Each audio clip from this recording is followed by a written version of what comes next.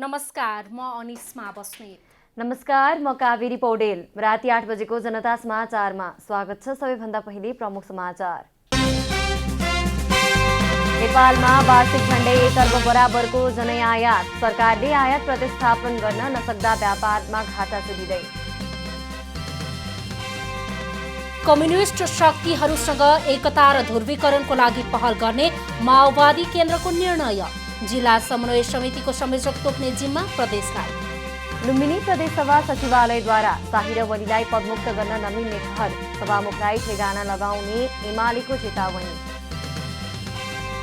भारतमा कोभिड-19बाट निको हुने दर सन् 2020 मार्चपछि पहिलो पटक सबैभन्दा बढी निको हुने दर 97.57। र आइसिसी विश्वकप क्रिकेट लिग 2 सिरिजका लागि नेपाली टिम मंगलबार ओमान प्रस्थान गर्दै उत्कृष्ट प्रदर्शन गर्ने लक्ष्य।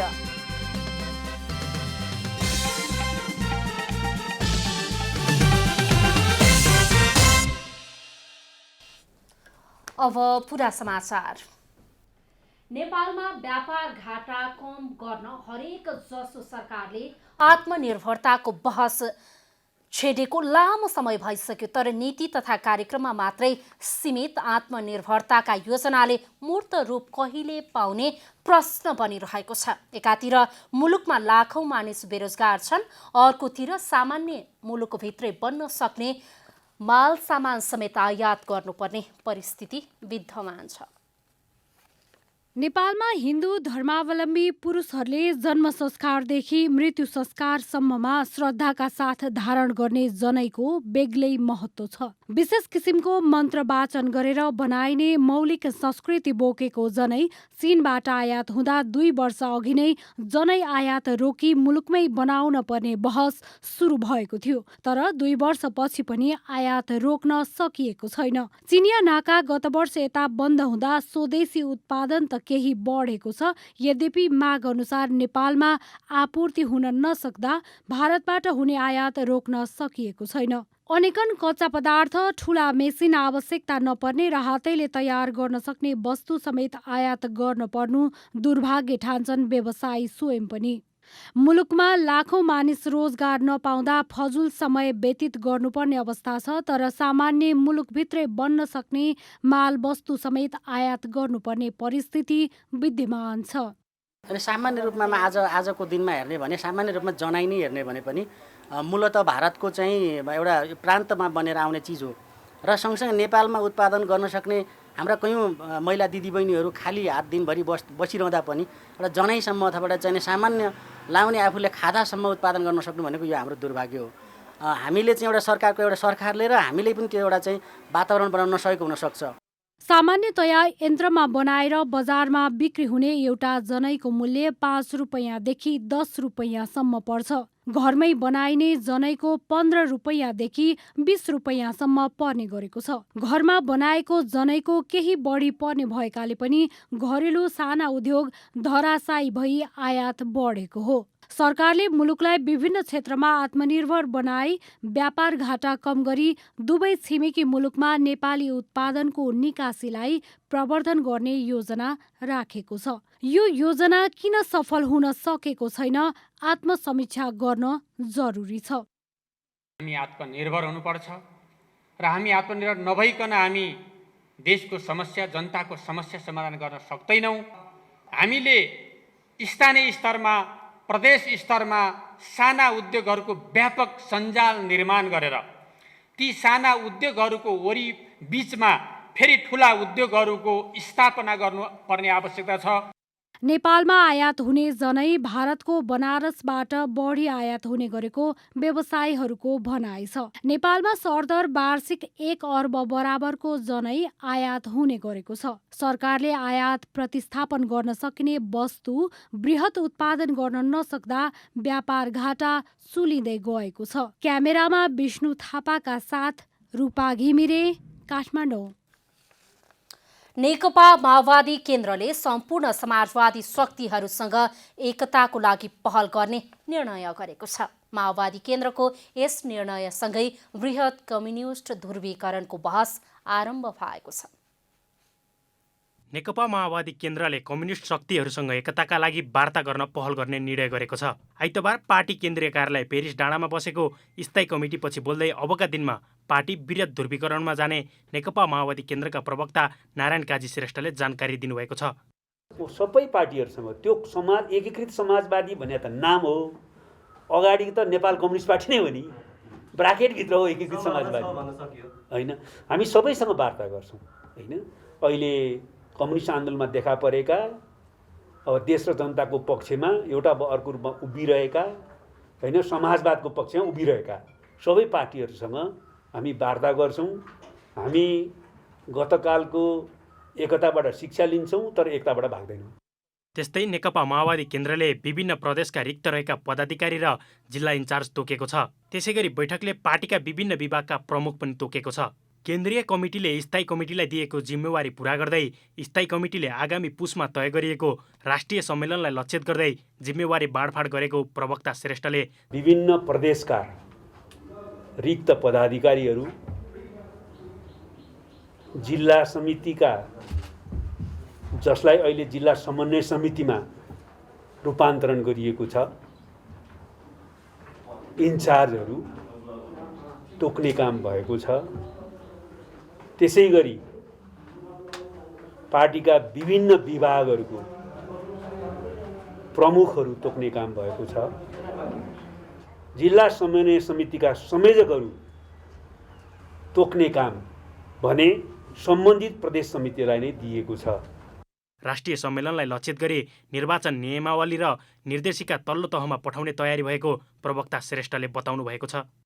पार्टीको निर्वाचन आयोगले निर्वाचन नियमावली तयार गरेको छ र निर्वाचन निर्देशिका पनि तयार गर्ने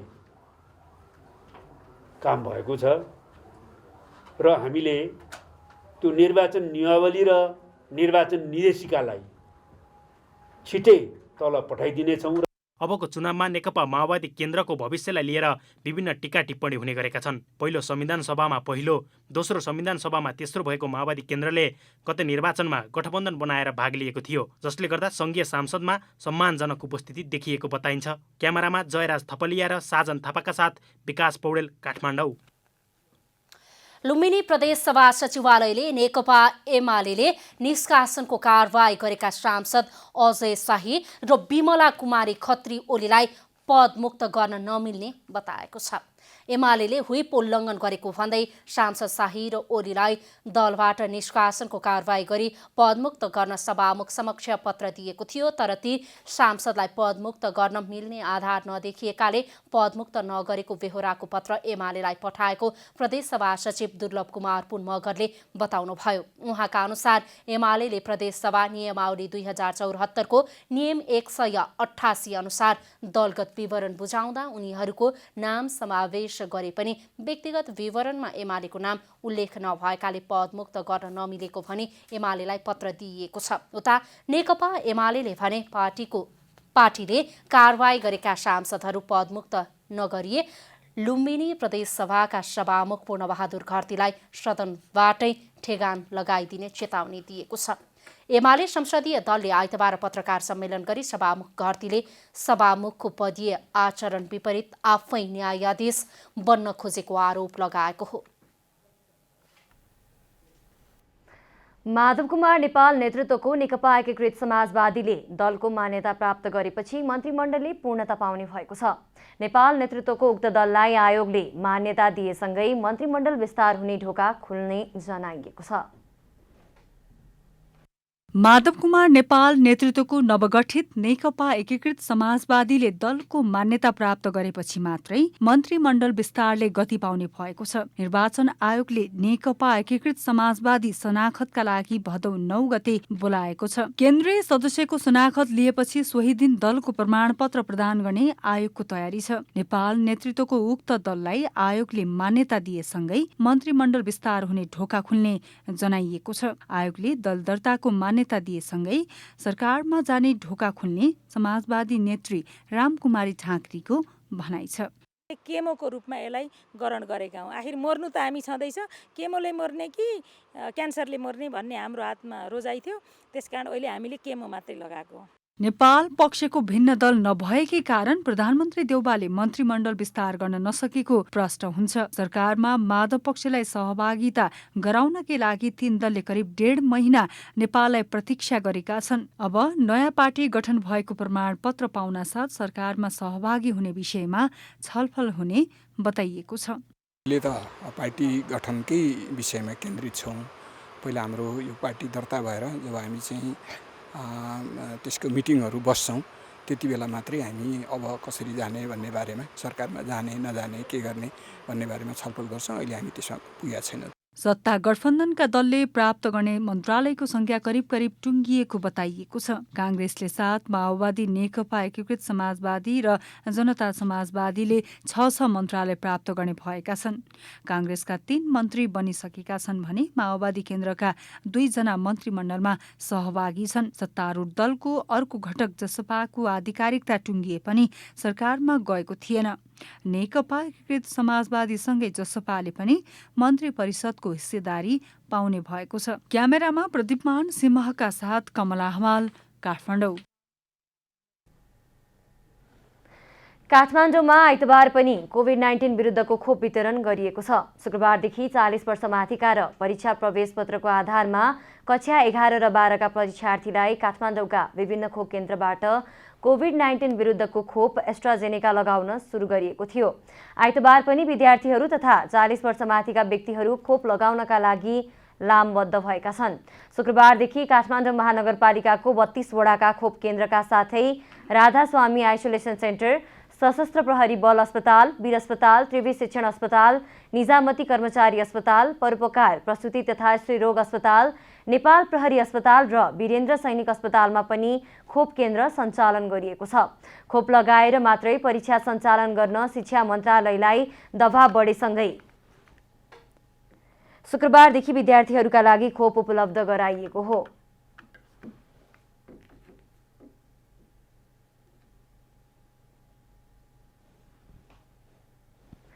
पछिल्लो 24 घण्टामा थप 1920 जनामा कोरोना संक्रमण पुष्टि भएको छ।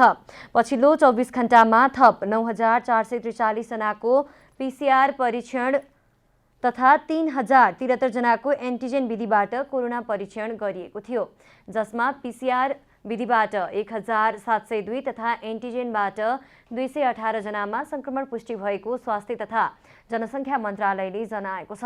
पछिल्लो 24 घण्टामा देशभर 2248 संक्रमित निको भएका छन्। हालसम्म 6,98,173 जना कोरोनाबाट मुक्त भएका छन्। निको हुने दर 93.4% रहेको छ। हाल देशभर सक्रिय संक्रमितको संख्या 38,751 रहेको छ। बितेका 24 घण्टामा देशभर 18,322 जनाले कोरोना विरुद्धको खोप लगाएको मन्त्रालयले जनाएको छ। हाल देशभर 681 संक्रमितको सघन उपचार कक्षमा तथा 169 संक्रमितको भेन्टिलेटरमा उपचार भइरहेको छ।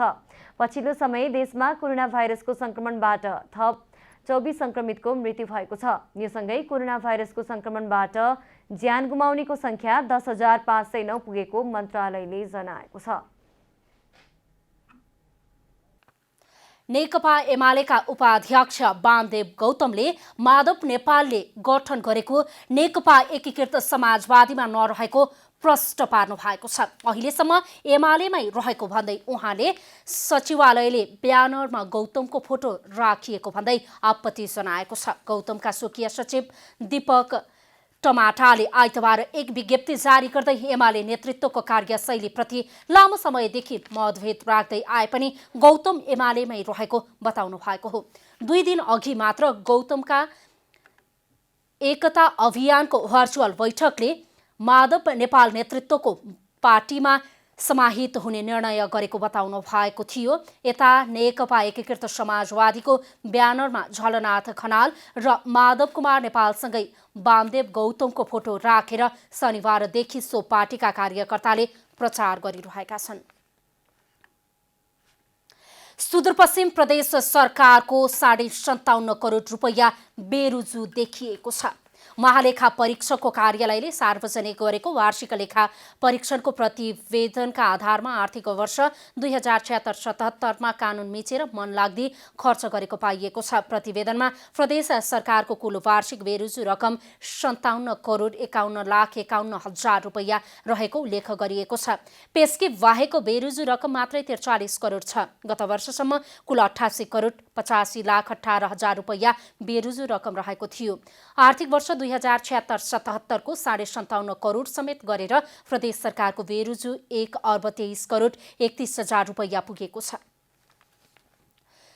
औषधि व्यवस्था विभागले औषधिहरूको मूल्य निर्धारण नगर्दा विक्रेताहरूले मन परी रकम असुल्ने गरेका छन्।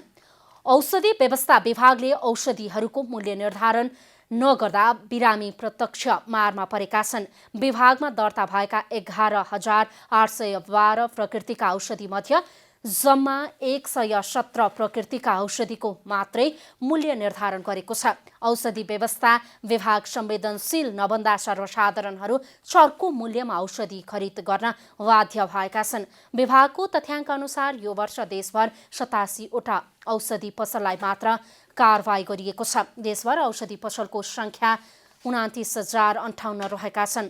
औषधि ऐन 2035 अनुसार आवश्यक देखेमा कुनै औषधिको मूल्य निर्धारण गरी राजपत्रमा प्रकाशन गर्न सक्ने व्यवस्था रहेको छ। विभागले 144 प्रकारका औषधिको मूल्य निर्धारण गरेकोमा 117 किसिमका औषधिको मूल्य मात्र राजपत्रमा प्रकाशित गरेको छ। औषधि परामर्श परिषद औषधि सल्लाहकार समिति गठन नियमावली 2070 मा औषधि परामर्श परिषद गठन गरी औषधिको मूल्य निर्धारण गर्ने अख्तियारी दिएको छ। काठमाडौँ जिल्ला प्रशासन कार्यालयले कोरोनाबाट बच्नका लागि जारी गरिएको स्वास्थ्य सुरक्षा मापदण्डको पूर्ण पालना गर्न व्यापारीहरूलाई पुनः सचेत गराएको छ। आइतबार सहायक प्रमुख जिल्ला अधिकारी दीपक पौडेलले नेतृत्वको अनुगमन टोलीले न्युरोड, बसन्तपुर, सुन्धारा लगायतका बजार क्षेत्रको अनुगमन गरी कोरोनाबाट बच्न जारी गरिएको स्वास्थ्य सुरक्षा मापदण्डको पूर्ण पालना गर्न त्यहाँका व्यापारीलाई सचेत गराएको हो। त्यसक्रममा मास्क समेत नलगाएका व्यापारी र सर्वसाधारण गरी 68 जनालाई 100 रुपैयाँका दरले जरिवाना समेत गरिएको सहायक प्रमुख जिल्ला अधिकारी दीपक पौडेलले जानकारी दिनुभयो। काठमाडौँ जिल्ला प्रशासन कार्यालयले आफ्ना पसलमा आउने ग्राहकहरूका लागि अनिवार्य रूपमा मास्क र सेनिटाइजरको व्यवस्था गर्न पनि व्यापारीहरूलाई निर्देशन दिएको छ।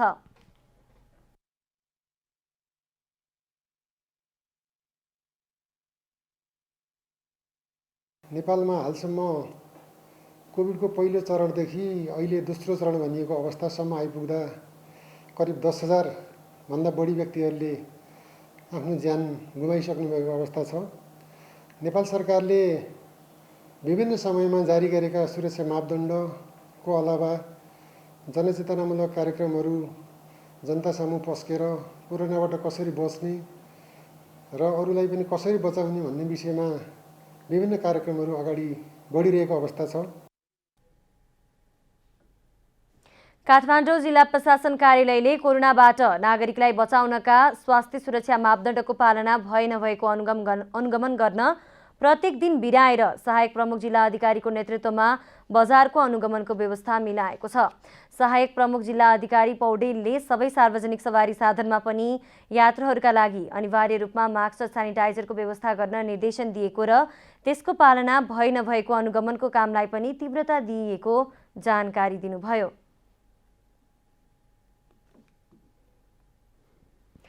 अझै केही दिन मनसुन सक्रिय हुने भएको छ। बंगालको खाडीबाट आएको जलवाष्प युक्त हावाको प्रभावका कारण मनसुनी गतिविधि सक्रिय रहेको जल तथा मौसम विज्ञान विभागका मौसमविद समीर श्रेष्ठले बताउनुभयो। उहाँका अनुसार आगामी 3 दिन देशभर आंशिकदेखि सामान्य बदली रही अधिकांश स्थानमा हल्कादेखि मध्यम वर्षा हुनेछ। न्यूनचापीय रेखा नेपालभन्दा केही दक्षिणतिर रहेको भए पनि बंगालको खाडीबाट आएको जलवाष्प युक्त हावाको प्रभावका कारण अझै मनसुन सक्रिय भएको बताइएको छ।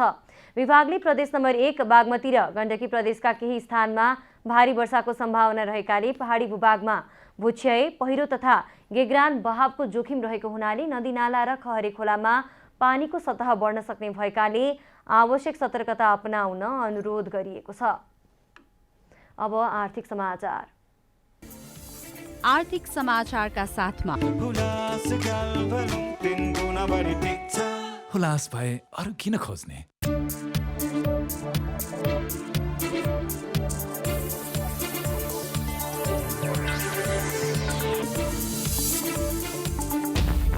धितोपत्र कारोबारका लागि अनिवार्य रहेको हितग्राही खाता डिम्याटको संख्या 40 लाख नाघेको छ। 2078 साल भदौ 4 गतेसम्म 40,87,055वटा हितग्राही खाता खोलिएको सिडिएस एन्ड क्लियरिङ लिमिटेडले जानकारी दिएको छ।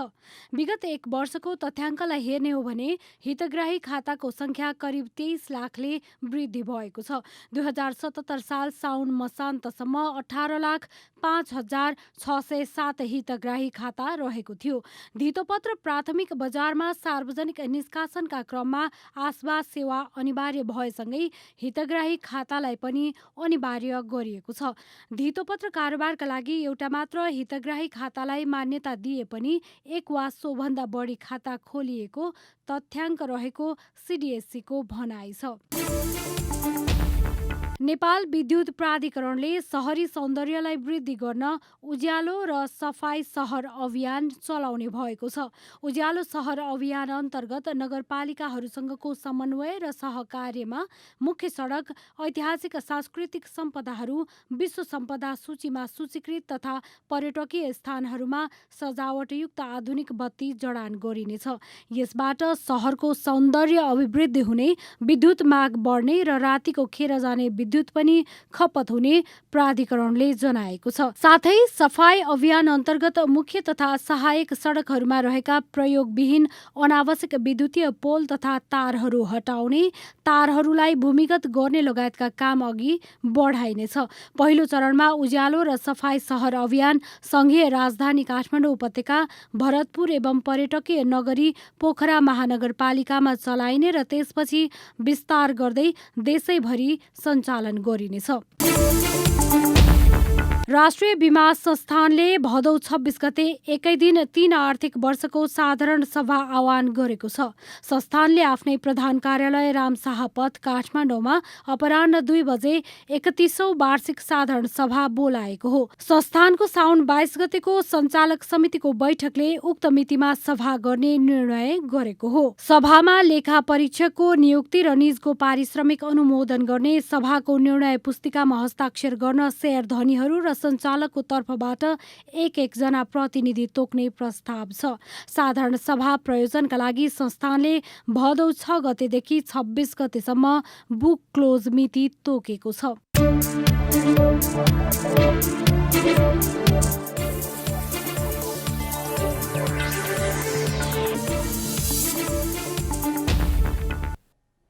अब खेलकुद समाचार।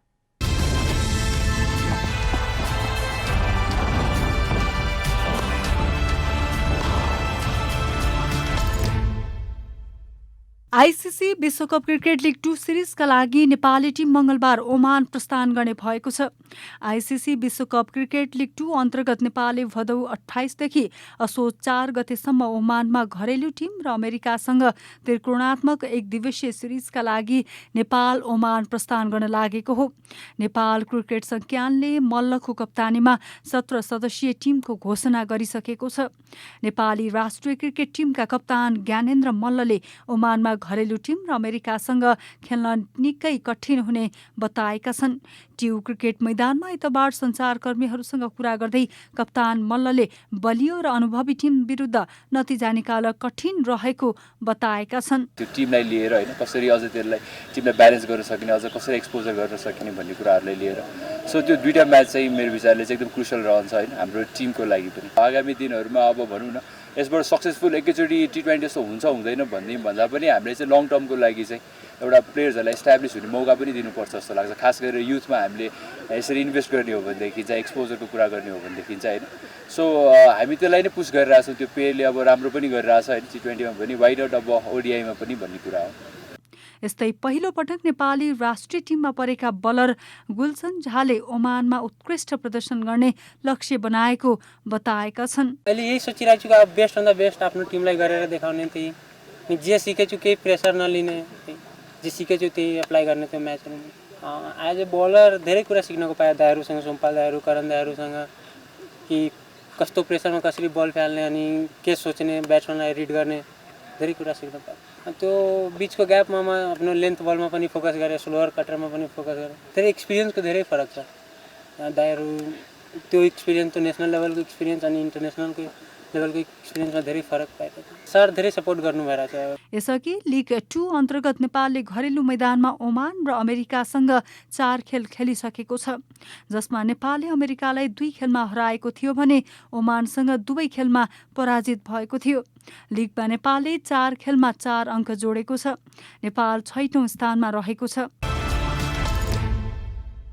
विश्व फुटबलको सर्वोच्च निकाय फिफाले अफगानिस्तानको महिला खेलाडीको आपतकालीन उद्धारका लागि पहल थालेको छ। फिफाले अफगानिस्तानका महिला फुटबलरलाई उद्धार गर्न विभिन्न राष्ट्रलाई पत्राचार समेत गरेको छ। विद्रोही समूह तालिबानले सत्ता कब्जा गरेपछि अफगानिस्तानका महिला खेलाडीहरूको ज्यान जोखिममा परेको बताइएको छ। तालिबानको इस्लामिक कानूनमा महिलालाई हेर्ने दृष्टिकोण फरक रहेको छ। महिलाले शरीर ढाक्ने बुर्का लगाउनु पर्ने तथा 10 वर्ष माथिका छात्राहरू विद्यालय जान नपाउने नियम रहेको छ। खेलाडीको संगठन फिप्रोले सहयोगका लागि आग्रह गरिसकेको छ। यस्तै खेलाडीहरूले समेत सहयोगका लागि आग्रह गरेका छन्। अफगानिस्तानका पूर्व कप्तान खालिला पोपालले महिला खेलाडीहरू निकै डरमा रहेको बताएकी छिन्। विद्रोही समूह तालिबानले सत्ता कब्जा गरेपछि भाग्ने क्रममा अमेरिकी सैन्य विमानबाट खसेर एक अफगानी युवा फुटबल खेलाडीको मृत्यु भएको थियो। उडिरहेको विमानबाट खसेर 19 वर्षीय फुटबलर जाकी अनबरीको मृत्यु भएको थियो।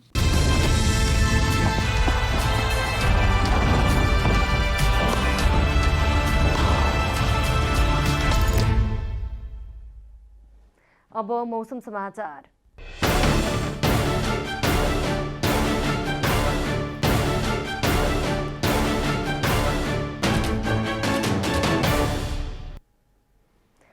आज राति देशभर सामान्यदेखि पूर्ण बदली रही धेरै स्थानहरूमा हल्कादेखि मध्यम वर्षाको सम्भावना रहेको छ। प्रदेश 1 गण्डकी, लुम्बिनी र सुदूरपश्चिम प्रदेशका 1 वा 2 स्थानमा मेघगर्जन र चट्याङसहित भारी वर्षाको सम्भावना रहेको जल तथा मौसम विभागले जनाएको छ। अब देशभरका विभिन्न स्थानका मौसम सम्बन्धी थप विवरण।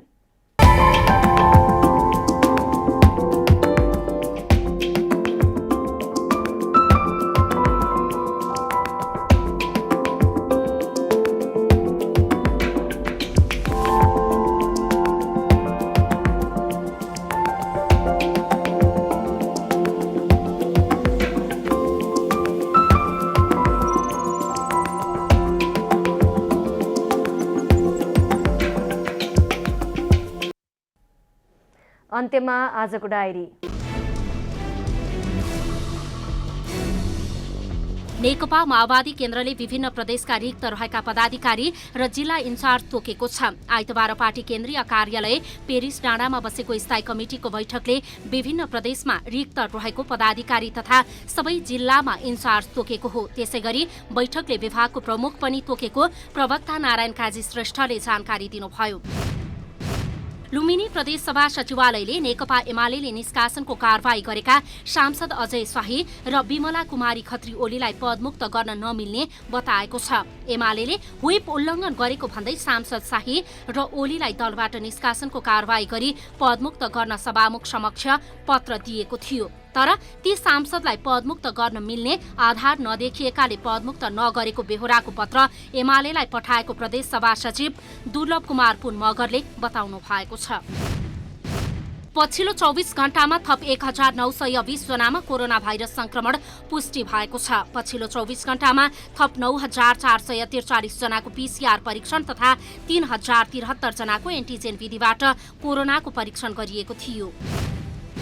काबुल विमानस्थल नजिकै भएको अव्यवस्थित भिड र भागदौडका कारण कम्तीमा 7 जना अफगान नागरिकको मृत्यु भएको बेलायती रक्षा मन्त्रालयले आइतबार जनाएको छ। हजारौं मानिसले देश छोडेर भाग्ने प्रयास गर्दा विमानस्थल वरपर ठूलो भिड लाग्ने गरेको र अव्यवस्थाका बीच 7 अफगान नागरिकले ज्यान गुमाएका छन्। आइसिसी विश्वकप क्रिकेट लिग 2 सिरिजका लागि नेपाली टिम मंगलबार ओमान प्रस्थान गर्ने भएको छ। आइसिसी विश्वकप क्रिकेट लिग 2 अन्तर्गत नेपालले भदौ 28 देखि असोज 4 गतेसम्म ओमानमा घरेलु टिम र अमेरिकासँग त्रिकोणात्मक एकदिवसीय सिरिजका लागि नेपाल ओमान प्रस्थान गर्न लागेको हो।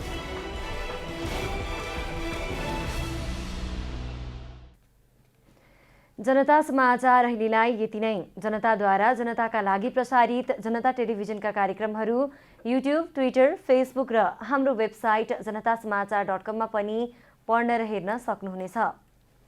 सूचनामा तपाईको सहभागिता, समयमा समाचार हाम्रो प्रतिबद्धता। कोरोना भाइरसको संक्रमणबाट बस्न नियमित रूपमा साबुन पानीले हात धौँ, भिडभाडबाट टाढै रहौँ, मास्कको अनिवार्य रूपमा प्रयोग गरौँ। नमस्कार।